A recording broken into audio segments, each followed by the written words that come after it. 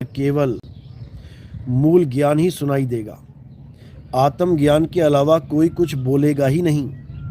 ये मैंने 2018 में ही बोल दिया था कि अभी जिस ज्ञान को तुम नहीं समझ पा रहे हो, आने वाले हर महात्मा के मुंह से, आने वाले हर ये आचार्य फाचार्य जितने बैठे हुए हैं, ये सब, इन सब के मुंह से तुम्हें एक ही आवाज़ सुनाई देगी, आत्मा आत्मा आत्मा।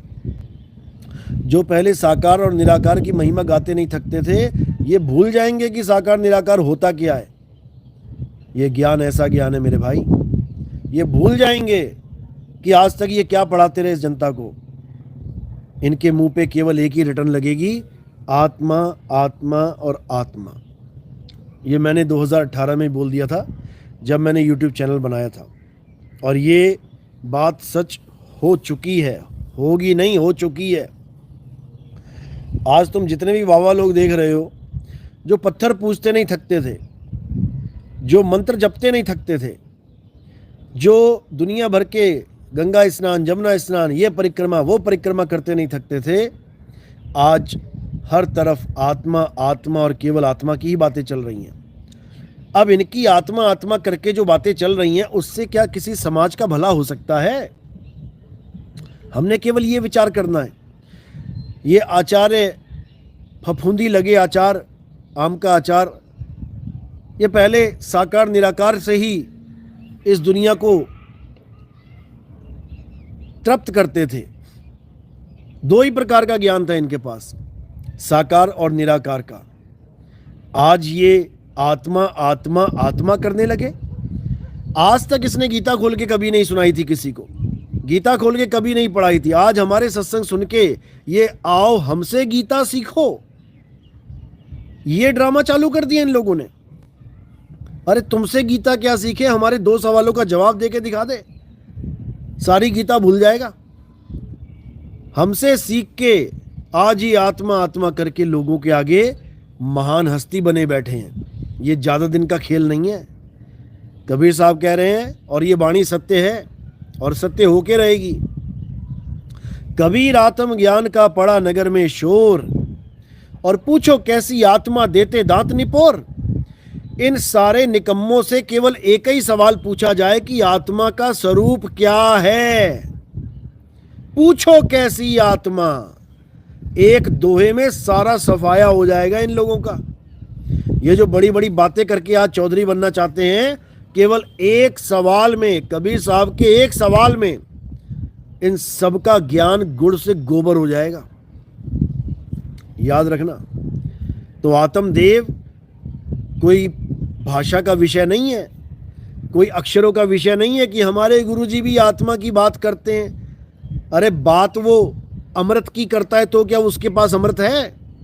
बात वो पारस पत्थर की करता है तो क्या उसके पास पारस पत्थर है?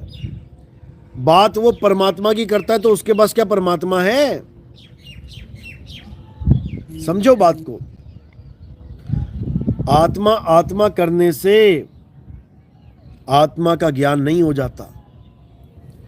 आत्मा आत्मा करने से कोई आत्मज्ञानी नहीं हो जाता। अध्याय 3 17वां श्लोक। हे अर्जुन, जो अपनी आत्मा में रमण करते हैं, जो अपनी आत्मा में तृप्त हैं, जो अपनी आत्मा में संतुष्ट हैं, उनके लिए कोई धार्मिक कर्म कर्तव्य लागू नहीं होता। समझ लो, आत्मा में रमण कैसे करते हैं? इन निकम्मों को ये पूछो जो ये कहते हैं आत्मा नाम की कोई चीज ही नहीं होती। इसके पुराने सत्संग सुनोगे, सत्संग क्या बकसंग है, ये बकसंग। बक बकाने को सत्संग नहीं कहते। पहले ये कहता था आत्मा नाम की कोई चीज होती ही नहीं है। अब ये आत्मा आत्मा के अलावा और कुछ बोलता ही नहीं है। तो ये अपडेटेड ज्ञान कहाँ से लेके आ गया? क्या इसको ज्ञान भी थोड़े थोड़े दिन बाद बदल जाता है? कहीं आसमान से टपकता है इसके लिए ज्ञान, और ये पपीहे की तरह मुंह खोल के बैठा होता है और ज्ञान टपक जाता है और ये पी लेता है? ये सब हमारी कॉपी मार रहे हैं। ये सब हमारे YouTube चैनल को देख देख के ज्ञानी बने पड़े हैं। ये हमारे सत्संग को सुन सुन के परम ज्ञानी बने बैठे हैं। लेकिन ज़्यादा देर का खेल नहीं है ये, क्योंकि अब समय आ गया है। अब सत्य और असत्य का निर्णय का समय आ गया है। अब इन लोग की ऐसी हालत हो जाएगी कि धोबी का कुत्ता ना घर का ना घाट का, साकार निराकार से भी गए और आत्मज्ञान से भी गए, ना इधर के और ना उधर के। कम से कम साकार निराकार को मानता रहता तो कम से कम साकार निराकार का प्रमाण तो है ग्रंथों में। अरे आत्मा का प्रमाण कहाँ से लेके आएगा कि आत्मा का क्या स्वरूप है? यह केवल संतों के द्वारा पता लगता है कि आत्मा का क्या स्वरूप है, क्योंकि वो आत्मा का अनुभव करके बैठे हैं, वो आत्मा को जान के बैठे हैं, वो आत्मा को बताने के लिए बैठे हैं। उनका विषय ही एक होता है, अध्यात्म, यानी अध्याय प्लस आत्म। आत्मा का अध्याय ही संतों का विषय होता है। संत और किसी विषय पे नहीं बोलते। संत किसी राम, हनुमान, कृष्ण जी, अल्लाह, वाहिगुरु की महिमा नहीं गाते। संत केवल आत्म ज्ञान पे बात करते हैं, क्योंकि वही आत्मा, अल्लाह, वाहिगुरु, गॉड, जितने मर्जी नाम रख लो, वही है। कृष्ण करीमा एक है, कहन सुनन में दो। अरे राम रहीमा एक है, कहन सुनन में दो। दो करके वो जानते जिन्हें सतगुरु मिला ना हो। तो बात ये है। लेकिन कहते हैं कि नकल मारने को भी अकल चाहिए। ये भूल बैठे हैं कि नितिन दास की नकल मारना तो आसान है, लेकिन उस पर चलना बहुत मुश्किल है। जो ये नकल मार रहे हैं, ये हमारी बताई बात पर भी नहीं चल पा रहे हैं। अगर नकल मारनी थी तो पूरी मार लेते, थोड़ी से काम नहीं चलता। सहज मुक्ति, कुछ लोग कहने लगे हैं आत्मा ही अहंकारी है। अच्छा जी। और ये दुनिया परमात्मा ने बनाई है। इन मूर्खों को 2 पैसे की अकल नहीं है। जिसको इतना नहीं पता कि आत्मा अहंकारी है या आत्मा के द्वारा अहंकार खत्म होता है, आत्म ज्ञान के द्वारा अहंकार खत्म होता है, वो निकम्मे क्या बताएंगे दुनिया को कि आत्मा क्या है, परमात्मा क्या है। ऐसे बहुत से गुरु घंटाल आने वाले हैं जो पता नहीं हुआ भाई क्या बकेंगे, उल जलूल जो मुंह में आएगा बकेंगे, अनुभव ज्ञान के बिना। अगर ये अनुभव ज्ञान हो जाए तो फालतू बात नहीं निकलेगी इनके मुंह से।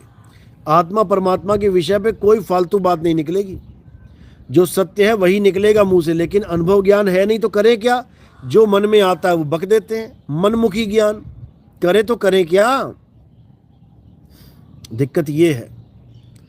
तो ऐसा नहीं है कि आत्मा अहंकारी है, ऐसा कुछ भी नहीं है। अहंकारी कौन है? ये मन अहंकारी है। ये मन का गुण है अहंकार, आत्मा का गुण अहंकार नहीं है भाई।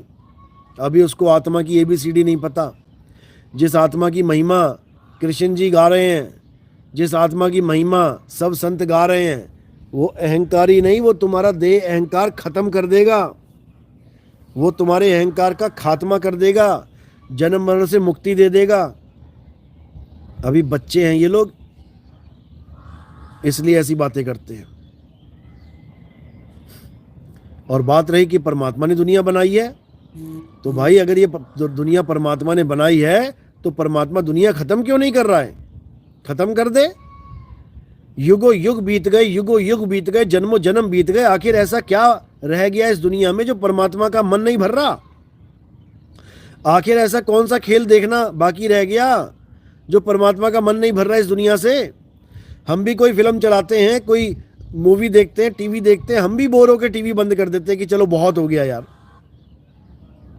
हम भी मोबाइल देखते हैं, एक समय ऐसा आता है कि बंदा खुद ही मोबाइल साइड में रख देता, बहुत हो गया यार, दुखी हो गए, अक गए, बोर हो गए। लेकिन ये परमात्मा कैसा है जो जन्मों जन्म बीत गए, अनंतों युग बीत गए, जन्म मरण की चक्की चल रही है, ये खत्म होने का नाम ही नहीं लेती। ऐसा कैसा परमात्मा है ये? इतने हवाई जहाज क्रैश करवा दिए, इतने ट्रेनें गिरवा दी, इतने मकानों में आग लगवा दी, जंगलों में आग लग गई, लाखों लोग मर गए, सुनामी आ गई, भूकंप आ गया। ऐसा कैसा परमात्मा है ये दुनियादारी खत्म नहीं कर रहा है। जबकि परमात्मा के ग्रंथों में लिखा हुआ है कि ये दुनिया मायावी है, नाशवान है, नश्वर है, इससे मुंह मत लगाओ। अरे तूने बनाई क्यों है? तूने बनाई क्यों है? पहले सोना बना दे, चांदी बना दे, फिर कहता उसमें मुंह मत लगाओ। बनाया क्यों है? ये किसी परमात्मा ने नहीं बनाई है भाई, इस धोखे में मत रहना। ये काल निरंजन की सृष्टि है, काल निरंजन। और जो लोग कहते हैं कि काल जड़ है, जब आएगा ना डंडे लगाएगा तब समझ में आएगा कि जड़ है कि क्या है। अभी नहीं समझ में आ रहा है तो मेरे भाई अच्छे से समझ लो, ये काल भगवान की सृष्टि है, माया के द्वारा इसकी रचना होती है और सारे जीवों को माया में ही फंसाया जाता है। माया से निकलने का एक ही रास्ता है, आत्मज्ञान, इसके अलावा और कोई ज्ञान नहीं। ये जो बातें करते हैं कि परमात्मा ने सृष्टि बनाई है, तो इनको पूछो कि परमात्मा ने सृष्टि बनाई कैसे है। परमात्मा तो केवल सत्य ही सत्य है, तो सत्य में से असत्य कैसे निकल आया? सत्य में से असत्य परमात्मा कैसे निकल आया? कई लोग तो ये भी कहते हैं कि परमात्मा ने दुनिया बनाई है और ये दुनिया ही परमात्मा है, यानी बनाने वाला और बनने वाला एक ही है। इन मूर्खानंदों को इतना भी समझ में नहीं आ रहा कि अगर मैं कोई मकान बनाता हूं तो मैं थोड़ी नहीं मकान बन जाऊंगा। अरे मैं मकान बना रहा हूं रहने के लिए, मैं थोड़ी नहीं मकान बन गया। इतना भी नहीं समझ में आता इन लोगों को, और गुरु घंटाल बने बैठे हैं, लाखों करोड़ों लोगों को भरमा के बैठे हैं। तो इनका क्या हाल होगा? इनके लिए कबीर साहब की साखी याद आती है, झूठा गुरु अजगर बना और लख 84 जाए, सारी संगत चींटी बनी और तोड़ तोड़ के खाए। इन लोगों का यही हाल होगा, इन लोगों की ऐसी दुर्गति होगी। मालिक के जीवों को उलझाना, मालिक के जीवों को फंसाना, मालिक के जीवों को भ्रमित करना, इनकी महादुर्गति होने वाली है, हो ही रही है। किसी के लीवर फेल है, किसी की किडनी फेल है, किसी के फेफड़े फेल है, किसी के केकड़े फेल है ये सबके कुछ ना कुछ फेल ही हुआ पड़ा है। क्यों? ये कर्मों का फल है। जैसे जैसे कर्म करेगा इंसान, वैसे वैसे उसका फल भोगना पड़ेगा। जो परमात्मा के नाम पे लोगों को भरमाता है, उसके साथ ऐसा ही होता है, ऐसे ही होता है उसके साथ। लेकिन हमने फिर भी जागते रहना है, इन अधूरे गुरु घंटालों के चक्कर में नहीं पड़ना है, और हमने एकाग्र होके सत्य को समझना है। सत्य को समझने के लिए आप हमारे सत्संग 1 नंबर से स्टार्ट करें। 1 2 3 4 5 6 7 करते करते आगे बढ़ेंगे, आपको एक एक बात समझ में आने लग जाएगी। आपको हर चीज़ समझ में आने लग जाएगी कि आखिर परमात्मा तत्व है क्या, ये आत्म तत्व है क्या, ये जाप अजपा अनहद है क्या, ये काया माया है क्या, ये मन का खेल है क्या। ये तब समझ में आएगा, नहीं तो ऐसे गुरु घंटालों के चक्कर में 84 में चले जाओगे मेरे भाई। इसलिए बचना है तो फिर ज्ञान को अच्छे से समझो। तो आप अगर इस ज्ञान को अच्छे से समझना चाहते हैं,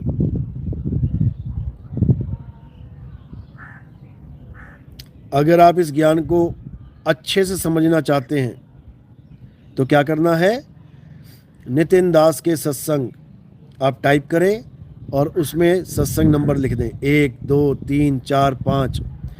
तो नितिन दास के सत्संग के साथ सत्संग नंबर 1 2 3 लिखोगे तो सत्संग सीरियल वाइज शुरू हो जाएंगे। या फिर आप मुझे मैसेज कर सकते हैं, व्हाट्सएप मैसेज करो 9256111007। इस नंबर पे मैसेज करो, आपको सीरियल वाइज सत्संग भेज दिए जाएंगे। और हमारी एप्लीकेशन भी है, कहत कबीर सुनो भाई साधो नितिन दास। आप ये लिखेंगे, गूगल प्ले स्टोर पे आ जाएगी, आप उसको डाउनलोड करें और उसमें सीरियल वाइज सत्संग दे रखे हैं, उसको ध्यान से सुने। और किसी भी ऐसे अधूरे गुरु से जुड़ने से पहले अच्छे से विवेक के द्वारा ज्ञान को समझ ले, परख ले। ये जीवन अनमोल है भाई, ये बार बार नहीं मिलता। एक गलत टर्न यानी कि 84 लाख योनियों में भ्रमण, याद रखना। एक गलत टर्न और 84 लाख योनियों में भ्रमण। बचना है तो ज्ञान को समझना है। साहिब बंदगी सतनाम।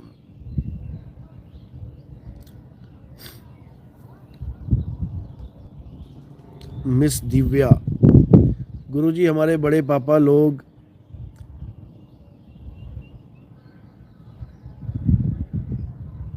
नकली गुरु के चक्कर में पड़ गए हैं, और लंबा लंबा वो टीका लगाते हैं, लंबा लंबा टीका भी लगाते हैं, लंबा लंबा फेंकते भी हैं।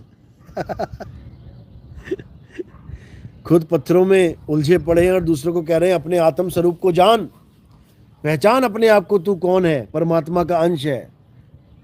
खुद पत्थरों में उलझा पड़ा है और दूसरों को ज्ञान दे रहा है कि आप अपनी आत्मा को जान। वाह रे वाह ज्ञानी।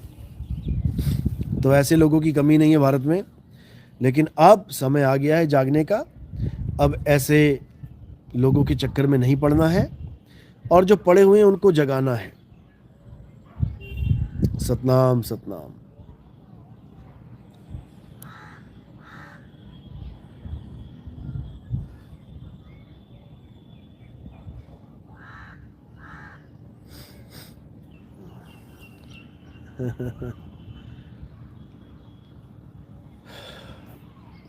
और कबीर प्रकट दिवस बहुत ही शानदार रहा।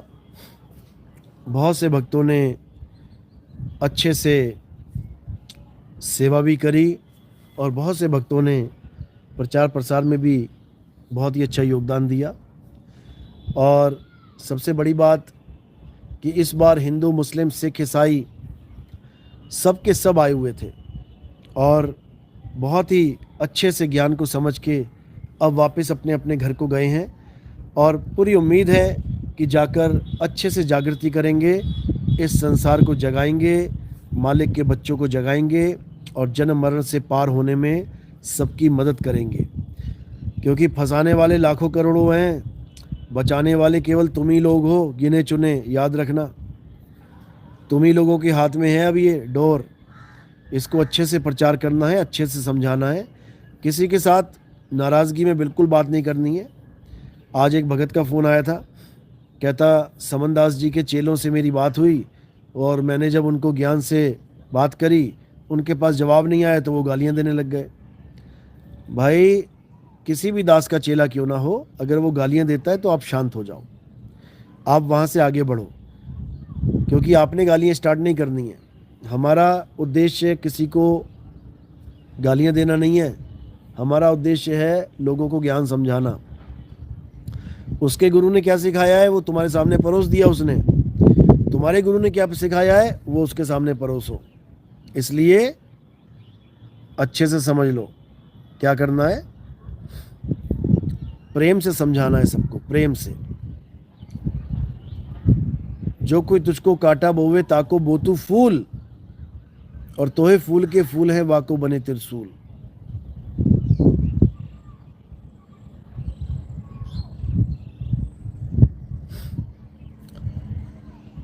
मांगी लाल। गुरुजी रामपाल जी के चेले बताते हैं कि पानी पानी जपने से पानी नहीं मिलता, तो पानी पानी सिमर के पानी कैसे मिलेगा। इन निकम्मों को इतनी सी बात नहीं समझ में आ रही कि सिमरन का मतलब क्या होता है, याद करना। अरे पानी को थोड़ी नहीं याद करना है, उस वस्तु को याद करना है जो खो गई है। तुम्हारा स्वरूप तुमसे खो गया है, तुम अपने स्वरूप को नहीं जानते, तुम अपने स्वरूप को भूल चुके हो। गुरु तुम्हें तुम्हारा स्वरूप बताता है जो तुम्हारे घट में विराजमान है। घट में पड़ी वस्तु नहीं सूझे, बाहर ढूंढन जासी, जल में मीन प्यासी, मोहे देखते आवे हंसी। घट में पड़ी वस्तु नहीं सूझे, घट में क्या पड़ा है, तुम्हारा आत्म स्वरूप है। पानी थोड़ी नहीं रखा है घट में कि पानी पानी जपना है या पानी का सिमरन करना है। इन निकम्मों को कुछ समझ में नहीं आता, बस ज्ञानी बने बैठे हैं। और सबसे अच्छी बात तो ये है कि इन्होंने मेरे खिलाफ जो वीडियोस बनाई हैं, वो वीडियो अब इतनी वायरल हो रही हैं कि लोग इन्हीं से सवाल करने लग गए हैं और इनको मुंह छुपाने को जगह नहीं मिल रही है। इतने लोग इन लोग के खिलाफ हो गए हैं, इन्हीं के अपने लोग, क्योंकि एक तो इन्होंने सभ्यता ख़त्म करके वीडियो बनाई है। एक सभ्यता होती है, एक तरीका।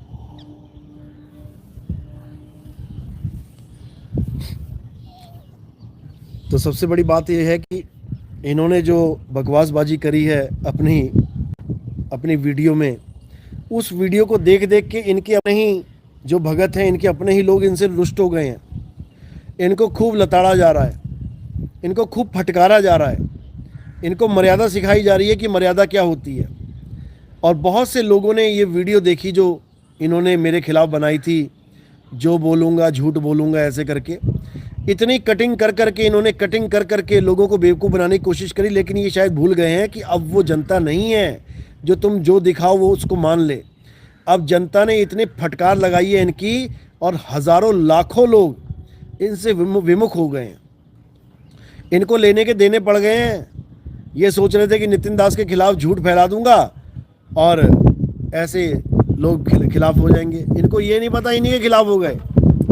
इन्हीं के लोग इन्हीं का जीना दुश्वार कर रहे हैं, इन्हीं के सवाल जवाब कर रहे हैं, और बेचारे मुंह छुपाते फिर रहे हैं। यही होता है परमात्मा का असली खेल। इसीलिए बोला है, निंदक नेरे राखिए आंगन कुटी छवाए, बिन पानी साबुन बिना निर्मल करे सुहाए।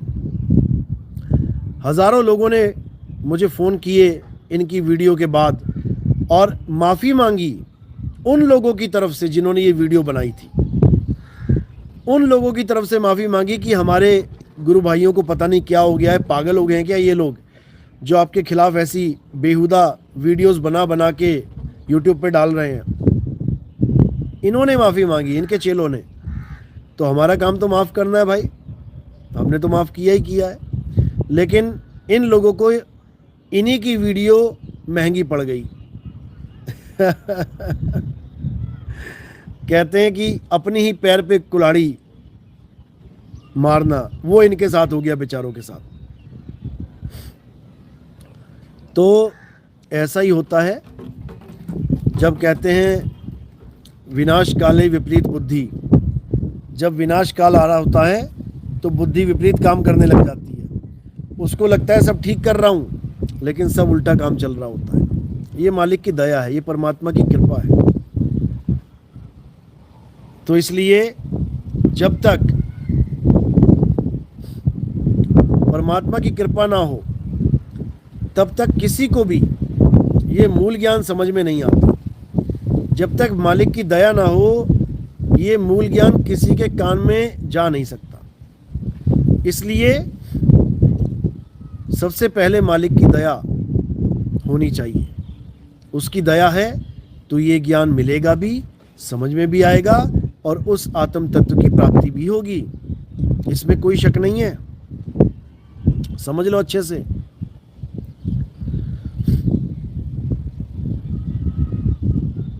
चलो बहुत अच्छी बात है। अब ये सारा संसार इस ज्ञान को समझेगा और पूरा विश्व एक होगा। वो सब भविष्यवाणियाँ अब सच्ची होंगी जिनका सबको इंतज़ार है। और एक धर्म नहीं, सारे धर्म इंतज़ार कर रहे हैं। हर धर्म, अब वो समय आ गया है। अब सब एक होंगे, सब नेक होंगे और सब सेफ होंगे। अब वो समय आ गया है। क्या हिंदू, क्या मुसलमान, क्या सिख, क्या ईसाई, अब सब आपस में एक होके रहेंगे। बस थोड़ा समय और है, और जब इसका डंका पूरे विश्व में बजेगा तब आप खुद जान जाओगे कि आखिर वो भविष्यवाणियाँ क्यों बोली गई थी। वो संतों ने इतना क्यों समझाया था कि एक समय ऐसा आएगा जब पूरा विश्व एक झंडे के नीचे आएगा। उस महात्मा का एक नाम, एक भाषा, एक झंडा होगा। आखिर ऐसा क्यों बोला गया? अब ये तुम्हें सब कुछ समझ में आने लग जाएगा। और ये जितने भी नकली गुरु घंटाल बैठे हुए हैं, इन सब की क्लास लगनी शुरू हो जाएगी। थोड़े दिनों की बात है, जनता जैसे ही जागृत होगी इनको मुंह छुपाना मुश्किल हो जाएगा। सवालों के ऐसे पहाड़ टूटेंगे कि बचते नजर आएंगे। ये भागेंगे यहाँ से मैदान छोड़ छोड़ के, क्योंकि बहुत भरमा लिया इन लोगों ने, बहुत बेवकूफ़ बना लिया। अब बेवकूफ़ नहीं बना पाएंगे। ऐसा जागृत कर देंगे लोगों को, ऐसा जगा देंगे कि इनकी बस की बात नहीं कि सुला सकें। और ये होके रहेगा। देशराज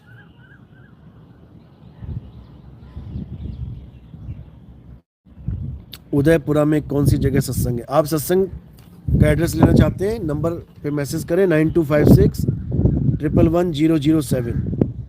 सत्संग का एड्रेस मिल जाएगा।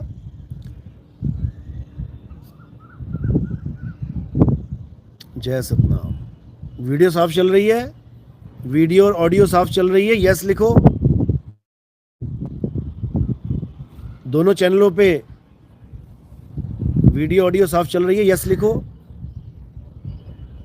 ओके